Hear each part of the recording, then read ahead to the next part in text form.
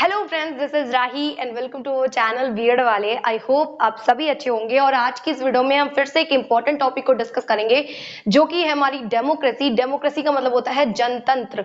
जनतंत्र का मतलब है, आप समझ पा रहे होंगे इसके नेम से, जनता का तंत्र यानी जनता का शासन। ठीक है, पूरे इसके नाम से आप समझ पा रहे होंगे। तो यहाँ पे हम लोग कुछ चीजों को समझ लेते हैं। तो डेमोक्रेसी को जो है वो इंग्लिश का वर्ड है, ठीक है, सॉरी, डेमोक्रेसी जो है वो ग्रीक का वर्ड है और इसका हिंदी रूपांतरण ही जनतंत्र है। मैंने यहाँ लिखा हुआ है कि डेमोक्रेसी शब्द का रूपांतरण होता है। किसका रूपांतरण है? जनतंत्र। जो वर्ड है वो भी ग्रीक भाषा के दो शब्दों से मिलकर बना हुआ है। एक होता है डेमोस, दूसरा होता है क्रेटिक। अब डेमोस और क्रेटिक, जहां पे डेमोस का अर्थ क्या होगा? शक्ति, ठीक है, और क्रेटिक का अर्थ होगा जनता, यानी जनता के पास शक्ति होना, या हम कह सकते हैं जनता के हाथों में शक्ति होना।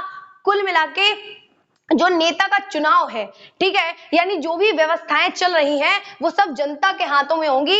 इसी तरीके से जो हमारे भूतपूर्व जो हमारे राष्ट्रपति हैं अमेरिका के, उन्होंने, जिनका नाम अब्राहम लिंकन है, उन्होंने ये कहा भी है, जनता, सॉरी, जो जनतंत्र है वो जनता का, जनता द्वारा, जनता के लिए शासन क्या कहलाता है? जनतंत्र कहलाता है। आई होप आप लोगों को इतनी चीजें समझ आई होंगी। कितनी आसान सी डेफिनेशन है कि जनतंत्र क्या कहलाएगा? जनता का, जिसमें जनता यानी जनता से मतलब है जितने भी व्यक्ति हैं, भारत के जितने भी नागरिक हैं वो सभी इंक्लूड हैं, यानी हम कह सकते हैं नेता को चुनने में कि हमारी व्यवस्था कैसे काम करेगी। ठीक है, किसी को एक लेवल तक पहुंचाने में या फिर किस तरीके से चीजें वर्क करेंगी, ये सब जनता के हाथ में ही होता है। जैसे मतदान देने जाते हैं हम लोग, वोट वगैरह डालने जाते हैं, तो यानी जनता ही बता रही है कि कौन बैठेगा केंद्र पे। ठीक है, जैसे हम लोग प्रधानमंत्री मोदी जी के लिए भी क्या करते हैं, वोट वगैरह डालते हैं, तो क्या है, जनता का, जनता द्वारा जनता के लिए शासन क्या कहलाता है? हमारी डेमोक्रेसी कहलाता है, यानी जनतंत्र कहलाता है। अभी देखिए, जो हमारी जो परंपरा चली आ रही है उसमें ऐसा माना जाता था कि जनता का और राज्य का आपस में संबंध है। कहने का मतलब ये है कि जनता द्वारा चुनावों तथा विधानसभाओं, विधान परिषद एवं संसदों के निर्माण तक ही सीमित नहीं है। कुल मिलाके हम कह सकते हैं कि जनता का जो तंत्र है, यानी जो जनतंत्र है, वो केवल विधानसभाओं को बनाने में, विधान परिषदों को, संसदों का निर्माण करने तक ही सीमित नहीं होनी चाहिए। अगर वहां तक सीमित रहेगी तो जनतंत्र सफल नहीं हो पाएगा। और जहां भी जनतंत्र असफल हुआ है, ये फेल हुआ है, वहां पे क्या हुआ, वहां पे जो जनतंत्र था उसको केवल राजनीति तक, यानी पॉलिटिक्स तक ही सीमित रखा गया, उसी क्षेत्र तक रखा गया और अन्य क्षेत्रों पे काम ही नहीं हुआ। कुल मिला के ना उसे सामाजिक पक्ष में देखा गया, ना आर्थिक पक्ष में लाया गया और ना ही उसको शैक्षिक धार्मिक पक्ष में अप्लाई किया गया। तो क्या हुआ, जनतंत्र फेल हो गया, यानी असफल हो गया। लेकिन अब क्या हुआ, अगर हम लोग को क्या करना है, जनतंत्र को सफल बनाना है, तो हमें जो उसके सिद्धांत हैं, यानी जो प्रिंसिपल्स हैं, उसकी जो वैल्यूज हैं, हमें हर क्षेत्र में लानी पड़ेगी। सामाजिक, आर्थिक, धार्मिक, शैक्षिक सभी क्षेत्रों में हमें उसके जो सिद्धांत हैं उनको अप्लाई करना पड़ेगा, तब जाके हमारा जनतंत्र क्या होगा, सफल होगा। और कहीं भी अगर जनतंत्र असफल होता हुआ देखा गया है तो उसका मुख्य कारण यही था कि केवल राजनीति तक ही हमारे जनतंत्र को, डेमोक्रेसी को मतलब सीमित रखा गया, संकुचित रखा गया। लेकिन आज क्या है, लेकिन जनतंत्र के कुछ सिद्धांतों और मूल्यों का जो प्रयोग है हम अपने जीवन के कुछ क्षेत्रों में करते हैं, और ये रहे सिद्धांत और मूल्य। सबसे पहले जो राजनीतिक जनतंत्र की बात करें तो इसमें मैं बता ही रही थी कि जनता का, जनता द्वारा जनता का शासन क्या कहलाता है? जनतंत्र कहलाता है। इसमें जो बागडोर होगी, मतलब जो भी काम किए जाएंगे वो जनता द्वारा किए जाएंगे, यानी समस्त जनता जिम्मेदार होगी इसकी। ठीक है, क्योंकि जनता ही चुनकर नेता को सामने लेके आती है। अब कह रहे राज्य के समस्त व्यक्ति को, यानी जितने भी व्यक्ति रह रहे हैं उस देश में, तो वो क्या होगा, उन सभी को मत देने का अधिकार है। ठीक है, यानी वोट डालने का अधिकार सभी को होगा। सब क्या करते हैं, सक्रिय रूप से भाग लेते हैं मतदान में, चुनने में नेता को या फिर किसी व्यवस्था को बनाने में। सभी के लिए क्या होते हैं, नियम समान होते हैं। यानी अगर जनतंत्र को फॉलो करना है या जनतंत्र को अच्छे से अप्लाई करना है, सफल बनाना है, तो क्या होगा, सभी को उन नियमों का पालन करना पड़ेगा। यानी पहले क्या होता था, राजा होते थे, राजा जो फैसला सुना देते थे सबको मानना होता था। आज क्या होता है, हम अपने प्रधानमंत्री चुन लेते हैं, तो वो जो मतलब हमें आदेश करेंगे, हमें वो उन नियमों को या फिर हम कह सकते हैं उन लॉस को मानना पड़ेगा। तो इन सब में क्या है, जनता ही तो चुनेगी ना, तो क्या कहते हैं सभी को नियम क्या करेंगे, समान रूप से लागू होंगे सबके लिए और सबको वो नियम मानने पड़ेंगे। अब कह रहे हैं जो शासन का कार्य है, कुल मिला के हम आखिरी में देखें तो शासन का जो पूरा काम है, व्यवस्था जो है वो किसके हाथ में है, देश की समस्त जनता के हाथ में है। कुल मिला के जनता का शासन है। तो जो राजनीतिक जनतंत्र है, राजनीति में जो है वो भी जनता का ही शासन चलता है। अब आर्थिक जनतंत्र में हम बात करें तो जनता द्वारा जनता के लिए धन की उत्पत्ति का वितरण करना, यानी जनता ही क्या करती है, जो हमारी आर्थिक अर्थव्यवस्था है, जो हम टैक्सेस देते हैं, वो भी किसके अंतर्गत आता है, हमारी आर्थिक जनतंत्र के अंतर्गत आ जाता है। इसमें क्या होगा, जनता द्वारा ही निर्मित किया जाएगा और जनता में ही वितरण किया जाएगा। कुल मिला के हम जो पुलिस को पैसा जा रहा है या फिर कोई भी अदर हम कह सकते हैं किसी को पैसा दिया जा रहा है, वो किसका रुपया है, वो है तो जनता का ही। तो कुल मिला के जनता द्वारा जनता के लिए धन की उत्पत्ति का वितरण कहा जा सकता है। अब देखो जो आर्थिक शक्ति है, आर्थिक जनतंत्र के अंतर्गत जो आर्थिक शक्ति है वो किसी विशिष्ट वर्ग के पास, पूंजीपतियों के पास नहीं होगी। इसकी पूरी शक्ति किसके पास होती है, जनता के पास होती है। देखो जो हमारा आर्थिक जनतंत्र है उसमें जो कि अर्थव्यवस्था है उसमें हर नागरिक को, हर प्रत्येक नागरिक के पास ऐसा हक होता है कि उसके मन जो करे, मतलब उसका जो भी मन करे वो अपनी क्षमता योग्यता के अनुसार क्या कर सकता है, काम कर सकता है और मदद कर सकता है समाज की मतलब विकास करने में, या समाज के जो कार्य हैं उनमें सहयोग कर सकता है। अपने किसी भी काम के द्वारा क्या कर सकता है, समाज की उन्नति में अपना योगदान कर सकता है। और इस वाले जो हमारा जनतंत्र है, जो आर्थिक जनतंत्र, इस प्रकार का आर्थिक जो जनतंत्र होता है उसमें किसी में कंपटीशन की भावना नहीं होती है, सब कोलैब करते हैं, सब कोऑपरेट करते हैं एक दूसरे के प्रति। तो क्या होता है, सबकी अपनी रुचि होती है, सबका अपना लाभ होता है, सबकी अपनी योग्यता होती है, सबको समान अवसर दिए जाते हैं कि जिसका जो मन करे वो काम कर सकता है। और इस जनतंत्र के द्वारा क्या होता है, बेरोजगारी का क्षरण होता है, यानी बेरोजगारी को मतलब कम किया जाता है, या कह सकते हैं बेरोजगारी का अंत होता है इस तरीके के जनतंत्र द्वारा। और आजकल इन्हीं जो सिद्धांत है उन्हीं पे काम हो रहा है। उसके बाद आता है हमारा सामाजिक जनतंत्र, जिसके अंतर्गत आता है जाति, किसी भी व्यक्ति को यहाँ पे होता है किसी भी व्यक्ति को जाति, रूप, धर्म, वर्ग, लिंग के आधार पर समान अवसर प्रदान किए जाएंगे। ऐसा नहीं है कि तुम काले हो या तुम इस धर्म से नहीं हो, तुम इस धर्म से नहीं हो, तो कोई भी काम कर सकता है। ठीक है, कोई भी व्यक्ति, कोई भी नागरिक कोई भी काम कर सकता है। अपनी रुचि, योग्यता, क्षमता के लिए उसे क्या कहते हैं, समान अवसर दिए जाते हैं कि तुम जिस फील्ड में अच्छा कर सकते हो उस फील्ड में अच्छा कर सकते हो। और पूर्ण विकास के लिए स्वतंत्रता दी जाती है, जिससे कि दूसरों को मतलब स्वतंत्रता दी जाएगी। ऐसे नहीं है, कहते नहीं है कि आपकी स्वतंत्रता वहां तक है जहां तक दूसरे की नाक नहीं आ जाती, तो वैसी ही स्वतंत्रता इन लोगों को दी जाती है कि आप अपना स्वयं का पूर्ण विकास कर सकते हैं। आप देश की मतलब देश के विकास में आप पूरा सहयोग कर सकते हैं, बट लेकिन कहीं पे किसी को हानि नहीं होनी चाहिए, किसी को नुकसान नहीं होना चाहिए, बस वहां तक की स्वतंत्रता आपकी होती है। उसके बाद बात करें तो प्रत्येक नागरिक को क्या दिया जाएगा, राजनीतिक, आर्थिक और सामाजिक क्षेत्र में शक्तियों के प्रयोग के लिए अवसर प्रदान किए जाएंगे।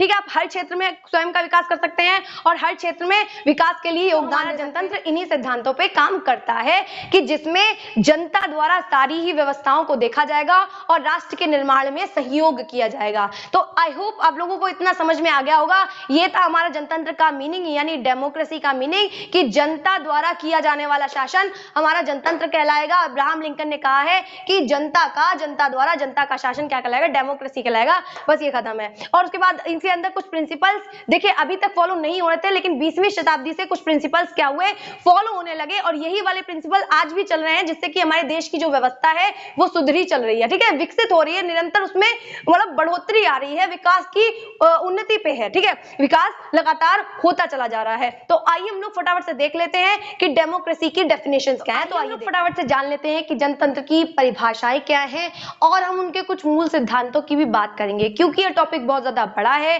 तो हम इसके सेकंड पार्ट में और भी बहुत कुछ जानेंगे कि इसका शिक्षा से क्या संबंध है, कि हम जनतंत्र के साथ संबंधित करके शिक्षा को क्यों पढ़ रहे हैं, या फिर शिक्षा में जनतंत्र का होना क्यों अनिवार्य है। फटाफट से देख लेते हैं कि जो जनतंत्र की परिभाषाएं हैं वो क्या है। देखिए यहाँ पे हम बात कर रहे हैं जनतंत्र जनता की सरकार है। अभी हमने उसके अर्थ को देखा, अर्थ में हमने देखा कि जनता द्वारा जनता का शासन। ठीक है, तो कुल मिला के जनता को प्रथम रखा जाएगा या जनता को फर्स्ट रखा जाएगा। जनता क्या चाहती है या जनता किसको चुनना चाहती चाहती है, जनता द्वारा कैसी व्यवस्था होनी चाहिए वो सब जनता ही चुनती है। अभी देखिए सीले कहते हैं कि जनतंत्र वह सरकार है जिसमें सब भाग लेते हैं, यानी प्रत्येक नागरिक अपना वोट देगा और प्रत्येक नागरिक अपने हक के लिए लड़ सकता है और अपनी योग्यता अपनी रुचि के अनुसार काम करके देश की व्यवस्था को चलाने में योगदान कर सकता है या उसके विकास में योगदान कर सकता है।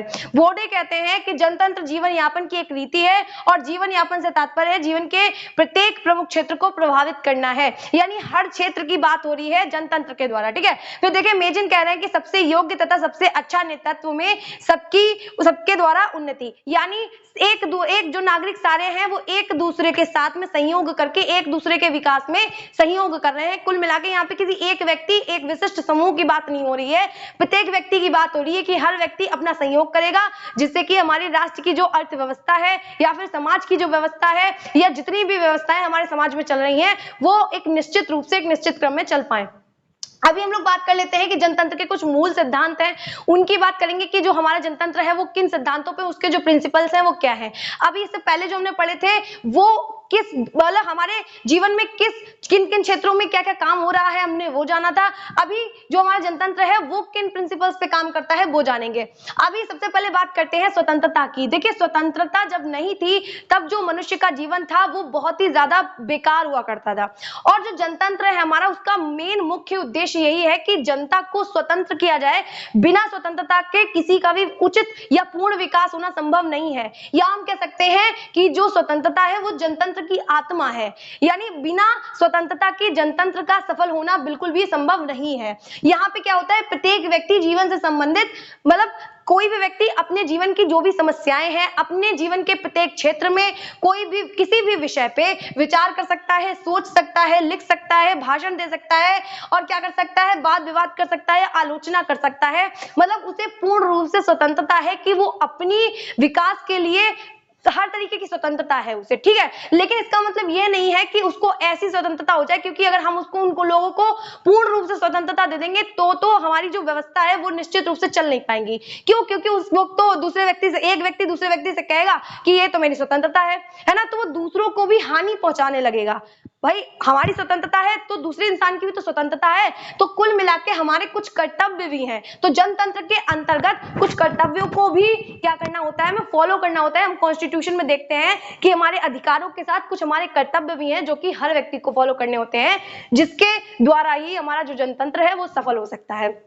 दूसरा अगर हम बात करें तो और यहाँ पे जो है वो एक समूह के द्वारा मतलब हर व्यक्ति क्या करेगा समूह में कार्य करेगा, एक तरीके से भाईचारे की भावना होगी जनतंत्र में, ठीक है। समूह के द्वारा ही समूह का विकास करना क्या है जनतंत्र की पहचान है। अभी हम बात करें समानता की तो हर व्यक्ति में समानता है। समानता का मतलब यह है कि किसी को जाति के आधार पर, धर्म के आधार पर, लिंग के आधार पर अलग नहीं किया जाएगा। कुल मिला के ये नहीं कहा जाएगा कि तुम अदर कास्ट से हो, तुम्हारा रंग काला है, ये नहीं। मतलब हर क्षेत्र में हर व्यक्ति को आने का अधिकार है, हर व्यक्ति को समानता है, छोटा बड़ा डिसेबल्ड कुछ भी नहीं, सबको समान अधिकार है। अभी देखिए कह रहे हैं कि सभी व्यक्ति को समान रूप से, यहाँ पे कोई भेदभाव की भावना नहीं है जो जनतंत्र है। देखिए इसमें क्या हो रहा है, हर व्यक्ति को अपने व्यक्तित्व के विकास के लिए समानता के जो अवसर हैं वो दिए जाते हैं। हर व्यक्ति क्या करेगा समान अवसर दिए जाएंगे, लेकिन ऐसा नहीं है मतलब एक समान अवसर नहीं दिए जा सकते। समान का मतलब ये है कि सभी को, क्योंकि हर व्यक्ति एक दूसरे से भिन्न है, ऐसा तो नहीं है कि एक दूसरे से भिन्नता नहीं होगी। क्यों? क्योंकि इंडिविजुअल डिफरेंसेस हैं, हर व्यक्ति एक दूसरे से भिन्न है, तो क्या होगा सभी को अवसर तो दिए जाएंगे स्वतंत्रता और समानता के, लेकिन एक जैसे अवसर नहीं दिए जाएंगे। जिसकी जैसी नीड है उसको वैसे अवसर दिए जा रहे हैं। क्यों? क्योंकि हमारे देश में विविधता है या फिर कह सकते हैं विभिन्नता है। यहाँ पे एक व्यक्ति दूसरे व्यक्ति की जो विकास है उसमें बाधक नहीं बनेगा। कोई भी व्यक्ति अपने मन से कोई भी अपनी योग्यता, रुचि, क्षमता के अनुसार क्या कर सकता है काम। यह है कि देखिए जो हमारा जनतंत्र है उसका मुख्य उद्देश्य बंधुत्व की भावना का विकास करना। बंधुत्व का मतलब यह है कि आपस में लड़ाई झगड़ा ना करें, सभी एक साथ मिलकर रहें, है ना, सभी जन एक हैं।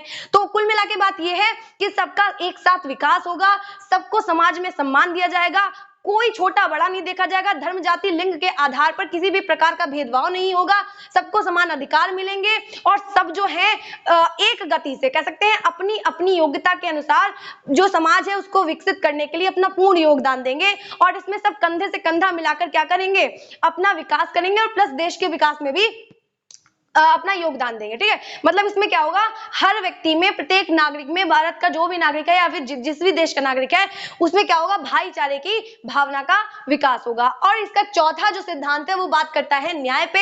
यहाँ पे भी हम बात करते हैं कि जो हमारी कॉन्स्टिट्यूशन है उसमें प्रस्तावना में लिखा हुआ है धर्म, जाति, लिंग के आधार पर कोई भी भेदभाव नहीं किया जाएगा। तो यानी किसी भी व्यक्ति को न्याय लेने से पीछे नहीं हटना है, या फिर हम कह सकते हैं हर व्यक्ति को उसकी स्थिति के अनुसार न्याय जरूर मिलेगा। हमारे कई सारी व्यवस्थाएं हैं उसके लिए। ठीक है, कानूनी जो व्यवस्थाएं हैं वो कई सारी बनाई गई हैं। देखिए, कह रहे हैं अवसर की समानता बिना किसी भेदभाव के दी जाएगी, और चाहे कोई गरीब हो, कोई अमीर हो, कोई कैसा भी हो, उसके लिए न्याय समान पे है कि कोई भी गरीब नहीं, कोई भी अमीर नहीं। ये सारी व्यवस्था हमारी क्या करवाई गई है, जनतंत्र के अकॉर्डिंग होती है। ठीक है, तो यानी न्याय सबको समान मिलना चाहिए, सभी में समानता होनी चाहिए, सभी स्वतंत्र होने चाहिए और सभी में बंधुत्व की भावना होनी चाहिए, जिससे कि हमारी जो देश की व्यवस्था है वो उचित प्रकार से चल सके। देखिए, ये टॉपिक अपने आप में एक बहुत बड़ा टॉपिक है, और अगर आपको कुछ समझ नहीं आता तो कमेंट सेक्शन में जरूर बताइएगा। इसका सेकंड पार्ट लेके आऊंगी जिसमें और भी हम बहुत कुछ सीखेंगे, और इससे अगली वाली वीडियो थोड़ी सी लंबी होने वाली है और बहुत अच्छे तरीके से सीखेंगे। आई होप आप लोगों को वीडियोस अच्छी लग रही होंगी, और अगर आपको वीडियोस अच्छी लग रही हो तो वीडियो को लाइक कीजिएगा, चैनल को सब्सक्राइब कीजिएगा। इसी तरीके की मोर वीडियोस के लिए मिलते हैं नेक्स्ट वीडियो में, तब तक के लिए जय हिंद।